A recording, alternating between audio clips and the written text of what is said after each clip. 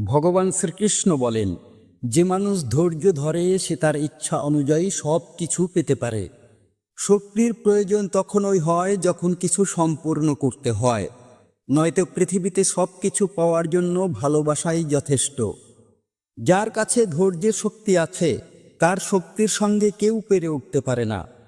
ভুল মানুষের পরাজয় সেই মুহূর্তেই নির্ধারিত হয়ে যায় যখন সঠিক মানুষ নিজে থেকে চুপ হয়ে যায়। প্রতিটি জায়গায় উত্তর দেওয়া জরুরি নয়, কিছু কথা আমাদের ঈশ্বরের উপরও ছেড়ে দেওয়া উচিত, কারণ যখন ঈশ্বর উত্তর দেন তখন গোটা বিশ্ব নীরবে শোনে।